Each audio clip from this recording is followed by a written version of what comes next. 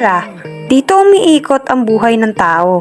Pag wala ka nito, para kang basura sa mundo. Balibalik ta rin man ang mundo, pera ang gumagalaw sa paligid mo. Ito yung bagay na nilikha ng tao, na hinahanap-hanap ng kahit sino.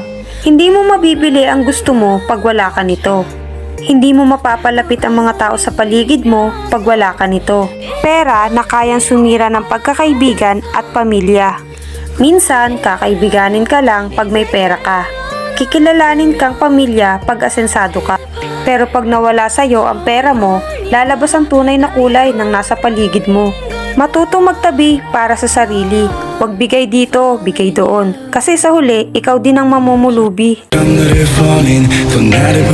Kung wala kang pera, wala kang kwenta. Amen? Isang masakit na katotohanan.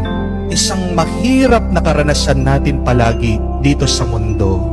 Na kapag wala kang pera, hindi ka man nakikita. Amen?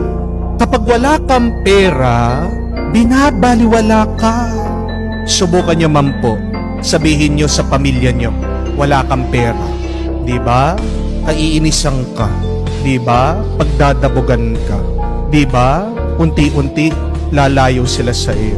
Makikita mo kung sino talaga yung tunay na nagmamahal sa iyo pag wala kang pera, kung sining mananatili, kung sino tatanggap sa iyo. Yun yung totoo, tapat, at tunay na nagmamahal sa iyo. Amen? Pero katotohanan na pag wala tayong pera, iniiwasan tayo ng mismong pamilya at kamag-anak natin.